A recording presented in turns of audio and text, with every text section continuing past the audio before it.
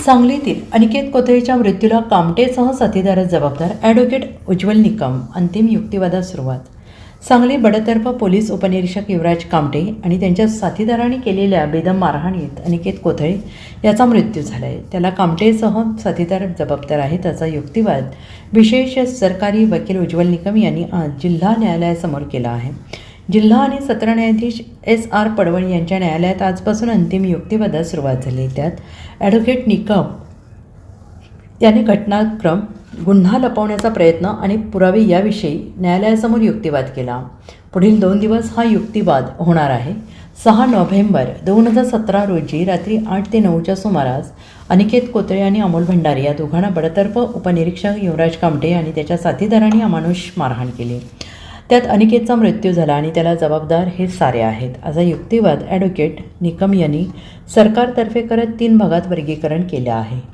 पहिल्या भागात हा गुन्हा उघडकीस कसा आला हे न्यायालयासमोर मांडले गेले. त्यानंतर दुसऱ्या भागात हा गुन्हा लपवण्यासाठी संबंधित कामटे आणि साथीदारांनी कसे प्रयत्न केले हे सांगण्यात आले आणि यावेळी बचाव पक्षाच्या वकिलांनी काही वाक्यांवर आक्षेप नोंदवला. त्याला ॲडव्होकेट निकम यांनी फेटाळले. त्यानंतर तिसऱ्या भागात अनिकेत कोथळे याच्या मृतदेहाचे अवशेष त्याचेच आहे ते न्यायवैद्यक तज्ज्ञांकडून न्यायालयात सिद्ध करण्यात आले.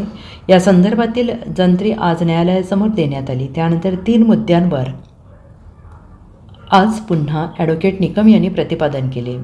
त्यात हा गुन्हा कसा उघडकीस आला, गुन्हा लपवण्यासाठी दोघेजण पळून गेल्याची काल्पनिक कथा कामटेने कशी रचली, प्रत्यक्ष साक्षीदार अमोल भंडारे याच्यावर कसे दडपण टाकले होते याची सविस्तर माहिती अधिकारी राजन माने, तत्कालीन उपनिरीक्षक रोहित चौधरी यांच्या पुराव्याचा युक्तिवाद करण्यात आला. पुढील 2 दिवसात आणखीन युक्तिवाद केला जाणार आहे. CIDच्या अधीक्षक श्रीमती देसाई, अप्पर पोलीस अधीक्षक विजय ताम्हाणे, उपअधीक्षक प्रमोद नलवडे, मुख्य तपास अधिकारी मुकुंद कुलकर्णी, जिल्हा सरकारी वकील प्रमोद भोकरे यांनी सरकार पक्षाला मदत केली. सांगली येथील दिनांक 6 नोव्हेंबर 2017 रोजी रात्री 8 ते 9च्या दरम्यान अनिकेत कोथळे आणि अमोल भंडारे या दोघांनाही सांगली शहर पोलीस स्टेशनचे पोलीस उपनिरीक्षक कामटे व त्यांच्या सहकाऱ्यांनी बेदम मारहाण करून त्याच्या मृत्यूला ते जबाबदार आहेत अशा तऱ्हेचा युक्तिवाद आम्ही आज न्यायालयात सरकारतर्फे सुरू केला.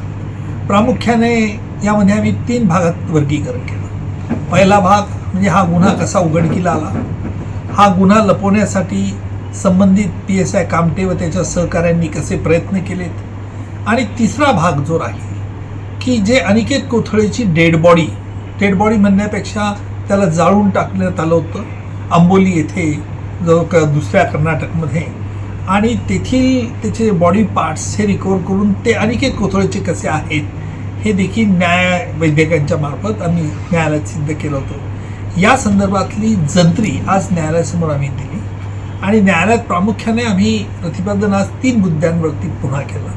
पहिला मुद्दा म्हणजे हा गुन्हा कोर्शा पोलीस अधिकाऱ्यांना कसं काय उघडकीला आला, आरोपी कामटेने हा गुन्हा लपवण्यासाठी अनिकेत कोथळे आणि अमोल भंडारे कसे पोलीस स्टेशनहून पळून गेले ही खोटी काल्पनिक हकीकत सांगितली, आणि तिसरं म्हणजे अमोल भंडारेवरती कसं दडपण टाकण्यात आलं होतं याची सविस्तर माहिती 2 पोलीस अधिकारी, विशेषतः रोहित चौधरी, PSI रोहित चौधरी आणि पोलीस इन्स्पेक्टर काय नाव त्याचं, राजन माने यांचा पुराव्याचा आम्ही युक्तिवाद केला. अजून 2 दिवस हा अंतिम युक्तिवाद चालेल.